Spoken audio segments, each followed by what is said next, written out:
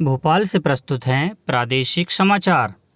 नमस्कार, समाचारों के साथ मैं जितेंद्र रघुवंशी। पहले मुख्य समाचार। शिक्षकों का ऑनलाइन निष्ठा प्रशिक्षण 16 अक्टूबर से, रजिस्ट्रेशन की अंतिम तिथि 10 अक्टूबर। पूर्व राष्ट्रपति डॉक्टर APJ अब्दुल कलाम की जयंती के अवसर पर 15 अक्टूबर से 21 अक्टूबर तक राष्ट्रीय आविष्कार सप्ताह का आयोजन किया जाएगा। मुख्य निर्वाचन पदाधिकारी ने कहा, अभ्यर्थियों के चुनाव खर्च पर रखी जाए सख्ती से नज़र और पेट्रोल डीजल पंप के लिए सिंगल विंडो से मिलेगी NOC। प्रमुख सचिव खाद्य श्री किदवई ने किया सॉफ्टवेयर का उद्घाटन। अब समाचार विस्तार से। स्कूल शिक्षा विभाग द्वारा भारत शासन की संशोधित गाइडलाइन के अनुसार कक्षा 1 से 8वीं तक के समस्त शिक्षकों का NCERT द्वारा निर्धारित मॉड्यूल पर निष्ठा ऑनलाइन प्रशिक्षण कार्यक्रम 16 अक्टूबर से प्रारंभ किया जा रहा है। इसके लिए शिक्षकों को दीक्षा पोर्टल पर रजिस्ट्रेशन कराना होगा। शिक्षकों को SO के माध्यम से 10 अक्टूबर के पूर्व रजिस्ट्रेशन कराना अनिवार्य होगा। पूर्व में CM राइज अंतर्गत रजिस्टर्ड शिक्षकों को पुनः रजिस्ट्रेशन नहीं कराना पड़ेगा। पूर्व में निष्ठा का प्रशिक्षण प्राप्त SRG एवं KRP प्रत्येक विकासखंड में सहयोग देंगे। शैक्षिक संवाद कार्यक्रम में भी SRG अकादमिक सहयोग प्रदान करेंगे। प्रत्येक शिक्षक को 18 मॉड्यूल का प्रशिक्षण पूर्ण करने पर ही NCERT से कोर्स पूर्णता का प्रमाण पत्र एवं 1000 रुपये प्रदान किए जाएंगे। सभी 18 मॉड्यूल का प्रशिक्षण 16 अक्टूबर 2020 से 15 जनवरी 2021 तक पूर्ण करना अनिवार्य होगा। समस्त APC, BRC, AC, CAC एवं शिक्षकों तथा डाइट के सभी फैकल्टी सदस्यों एवं SRG KRP को निष्ठा ऑनलाइन प्रशिक्षण प्राप्त करना अनिवार्य है। किसी भी प्रकार की समस्या आने पर राज्य के कंट्रोल रूम के दूरभाष क्रमांक 0755 255 2368 पर संपर्क कर सकते हैं। पूर्व राष्ट्रपति डॉक्टर APJ अब्दुल कलाम की जयंती के अवसर पर 15 अक्टूबर से 21 अक्टूबर तक राष्ट्रीय आविष्कार सप्ताह का आयोजन किया जाएगा। इस वर्ष के लिए पानी का लेखा जोखा और कार्बन पदचिह्न की गणना विषय पर विभिन्न गतिविधियां संचालित की जाएंगी।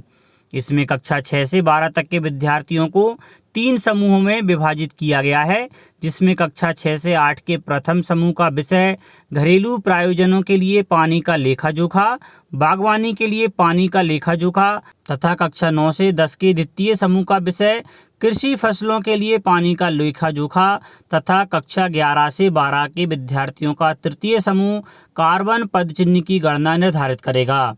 इस कार्य के लिए प्रत्येक विकासखंड से 3 से 5 विद्यालयों का चयन किया जाएगा।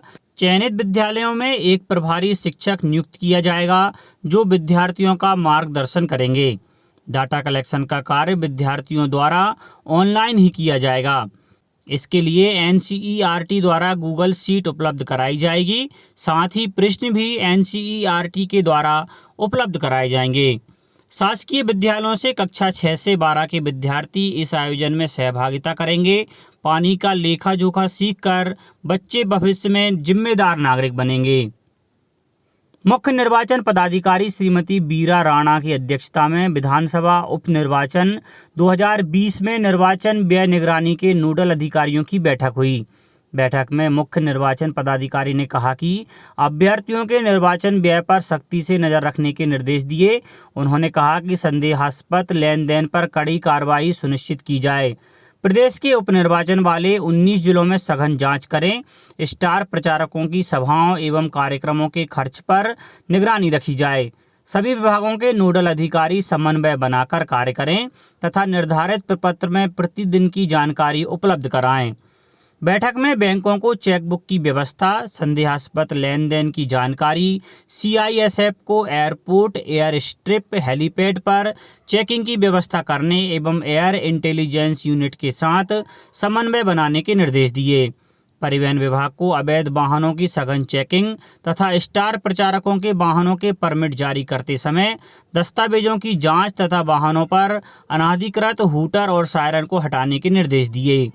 दूरसंचार विभाग को वाहनों में लगे GPS सिस्टम को ट्रैक करने तथा सूचनाओं के आदान प्रदान के लिए एक मजबूत नेटवर्क की व्यवस्था करने के निर्देश दिए। रेलवे के नोडल अधिकारी को स्टेशनों पर अवैध सामग्री, मदिरा, धन, अवैध हथियार की रोकथाम के लिए कार्रवाई करने के निर्देश दिए गए। प्रमुख सचिव खाद्य, नागरिक आपूर्ति एवं उपभोक्ता संरक्षण श्री फैज अहमद किदवई ने पेट्रोल एवं डीजल पंप खोलने के लिए single window clearance system software का उद्घाटन किया। उन्होंने कहा कि इस ऐप के द्वारा पेट्रोल एवं डीजल पंप खोलने के लिए आवेदकों के लिए 8 विभागों से अलग अलग एनओसी प्राप्त करना होती थी, जिसके कारण मैन्युअली मिलने वाली इस अनुमति में आवेदकों को लंबा इंतजार करना पड़ता था। श्री किदवई ने बताया कि इस सॉफ्टवेयर के माध्यम से दस्तावेजों के भौतिक सत्यापन की आवश्यकता नहीं होगी। इसके प्रत्येक चरण में संबंधित विभाग को समय सीमा के बारे में SMS और ईमेल के द्वारा रिमाइंडर भेजे जा सकेंगे। आवेदन प्राप्त होने पर प्रत्येक विभाग पोर्टल में अपनी सहमति अपडेट करेगा।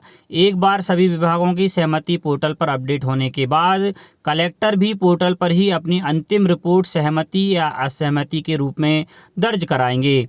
एनओसी की हस्ताक्षरित प्रति उसके पश्चात सिस्टम में अपलोड की जाएगी। उन्होंने बताया कि डिजिटल सिग्नेचर से एनओसी जारी करने के लिए सॉफ्टवेयर को अपडेट किया जा रहा है। उन्होंने कहा कि अभी तक retail outlet, rural retail outlet खोलने के लिए तेल कंपनियां आवेदन के साथ 8 प्रतियों में दस्तावेज आवेदक से प्राप्त कर एनओसी के लिए कलेक्टर के पास जमा कराती हैं। कलेक्टर द्वारा 8 विभिन्न विभागों को प्रपत्र भेजकर उनकी अनापत्ति प्राप्त होने के बाद कलेक्टर अपनी अंतिम रिपोर्ट तेल कंपनी को भेजा करते हैं। इसमें कई बार विभाग प्रश्नों के साथ या अतिरिक्त दस्तावेज जमा कराने के लिए आवेदन वापस भी भेज दिया करते थे। मैन्युअली होने वाली इस प्रक्रिया में 3 से 4 माह का समय लग जाता था। ऐप के उपयोग से अब अति शीघ्र एनओसी दी जा सकेगी। प्रदेश में कोविड-19 मामलों की संख्या 1,42,000 से अधिक हो गई है। वहीं संक्रमण से पीड़ित 29 मरीजों की मृत्यु के साथ ही राज्य में मरने वालों की संख्या 2,547 तक पहुंच गई है। राज्य के स्वास्थ्य बुलेटिन के अनुसार 2,420 कोरोना वायरस रोगियों को स्वस्थ होने के बाद अस्पतालों से छुट्टी मिल गई। प्रदेश में अब तक 1,22,000 से अधिक लोग स्वस्थ हो चुके हैं।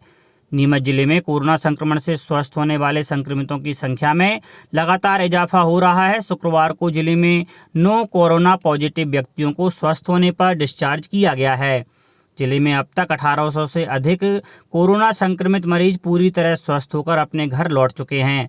वर्तमान में जिले में 191 एक्टिव केस हैं, जिनका उपचार जारी है और बिना लक्षण वालों को होम आइसोलेशन में भी रखा गया है।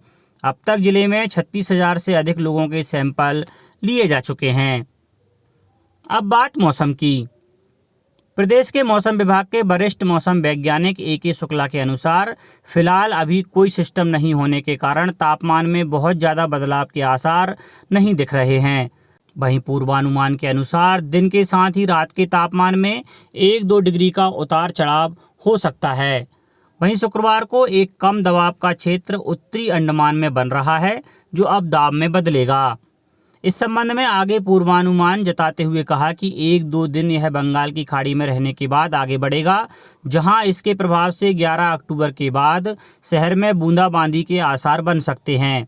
बीते दिनों गुरुवार को दिन का तापमान 0.9 डिग्री की गिरावट के साथ 33.2 डिग्री दर्ज हुआ। अब कुछ समाचार संक्षेप में। मुख्यमंत्री श्री शिवराज सिंह चौहान ने पंचायत एवं ग्रामीण विकास मंत्री श्री महेंद्र सिंह सिसोदिया की माताजी श्रीमती इंदिरा देवी सिसोदिया के निधन पर दुख व्यक्त किया है।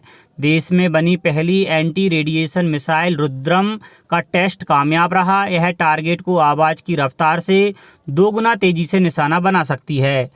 वर्ल्ड फूड प्रोग्राम संगठन को साल 2020 के नोबेल शांति पुरस्कार के लिए चुना गया है। उज्जैन में महाकाल के दर्शन के लिए अब शुल्क नहीं देना होगा, हालांकि पहले से बुकिंग कराने की व्यवस्था लागू रहेगी।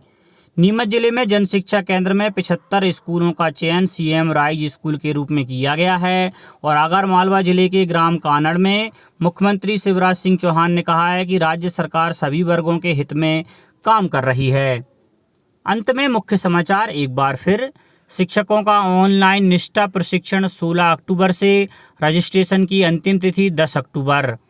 पूर्व राष्ट्रपति डॉक्टर APJ अब्दुल कलाम की जयंती के अवसर पर 15 अक्टूबर से 21 अक्टूबर तक राष्ट्रीय आविष्कार सप्ताह का आयोजन किया जाएगा। मुख्य निर्वाचन पदाधिकारी ने कहा, अभ्यर्थियों के चुनाव खर्च पर रखी जा सख्ती से नज़र और पेट्रोल डीजल पंप के लिए सिंगल विंडो से मिलेगी NOC। प्रमुख सचिव खाद्य श्री किदवई ने किया सॉफ्टवेयर का उद्घाटन। इस बुलेटिन में इतना ही। घर पर रहिए, सुरक्षित रहिए और सुनते रहिए प्रादेशिक समाचार। नमस्कार।